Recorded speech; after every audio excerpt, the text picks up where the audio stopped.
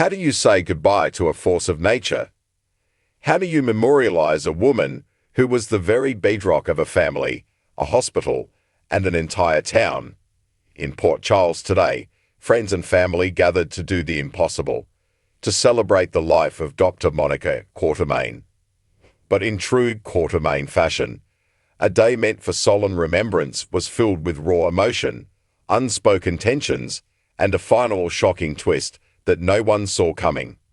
The day begins in the hallowed, quiet halls of the church. Sunlight streams through stained glass windows, illuminating a large, smiling portrait of Monica. Standing before it is Jason Morgan, a man of few words, now lost in a sea of them.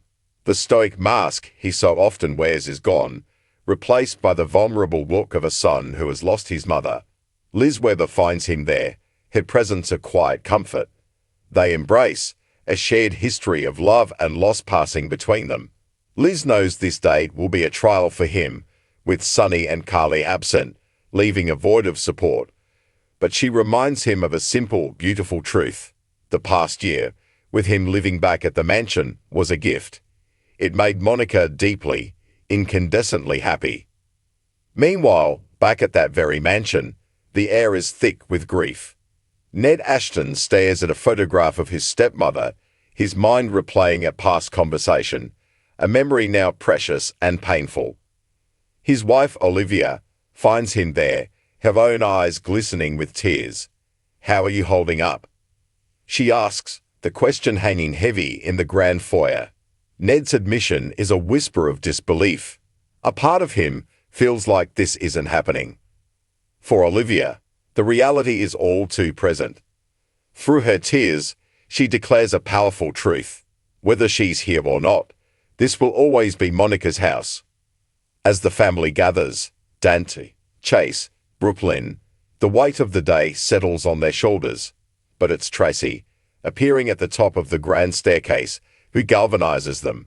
With her signature blend of impatience and deep, buried pain, she chides them for lingering. It's time. It's time to go say goodbye. But not everyone is with them. Miles away, in a sterile hospital room, a different kind of storm is brewing. Drew Kane, dressed in a sharp suit despite the bandages peeking from beneath, is a man on a mission. His lawyer, Martin Gray, is stunned. A private family service, while he's recovering from gunshot wounds. But Drew is resolute, his voice simmering with a cocktail of grief and fury. "She was my mother," he insists. He speaks of how Monica accepted him, how that acceptance meant everything. He confesses a deep, gnawing regret. Monica had reached out to him recently, but he never called back, assuming it was another family drama, another fight over restraining orders. He never imagined it would be his last chance. "I won't let my anger towards the family stop me from saying goodbye," he vows. But is it just about saying goodbye? As he flashes back to a happy Thanksgiving, bringing pizza to a chaotic Quartermain dinner, his true feelings surface. This isn't just about Monica. It's about his place. He won't let Jason pretend he's her only son. Martin, seeing through the grief to the raw anger beneath, poses a cutting question. Is this about Monica, or is this just another way to screw with your family? Back at the church, the family and friends of Monica Quartermain have become a tapestry of Port Charles history. Laura Collins, her friend and the town's mayor.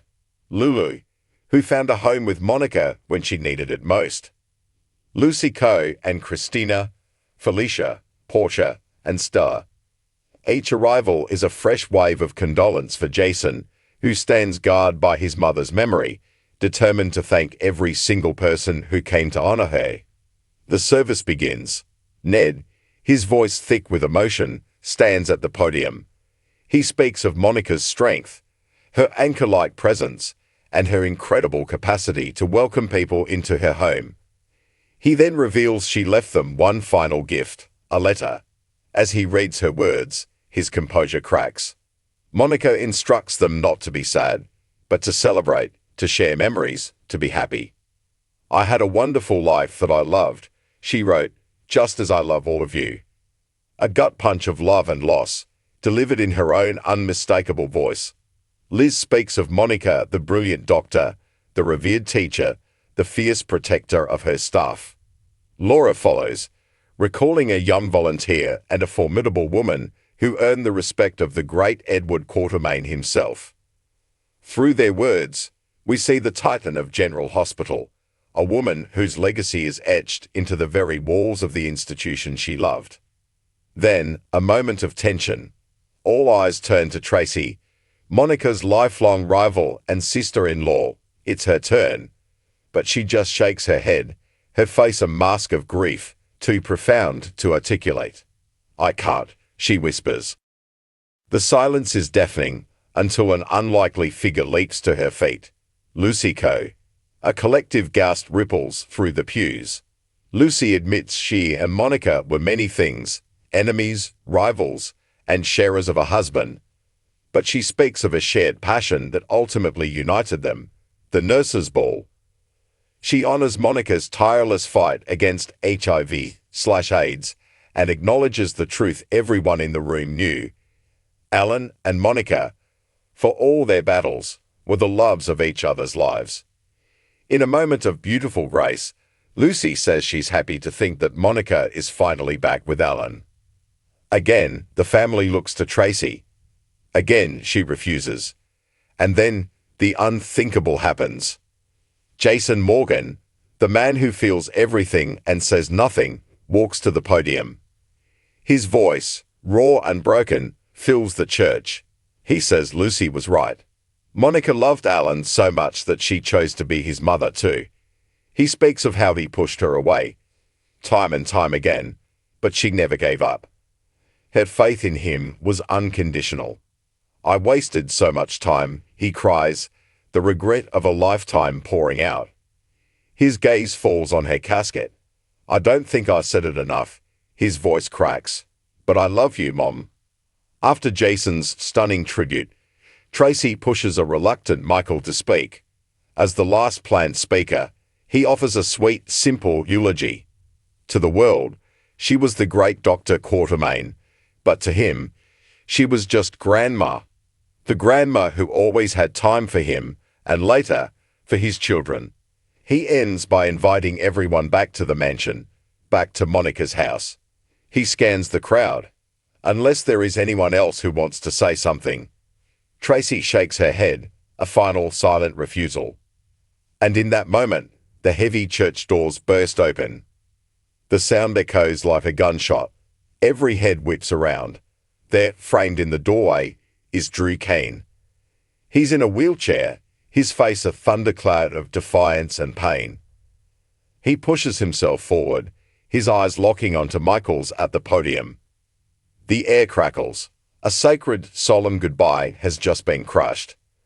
The unspoken war between brothers has just exploded in the one place it never should have. A day of celebrating one life is about to become a battleground for the future of the Quatermain family. And as Drew and Michael stare each other down, a collision of grief and fury hangs in the air, promising that the drama is far from over.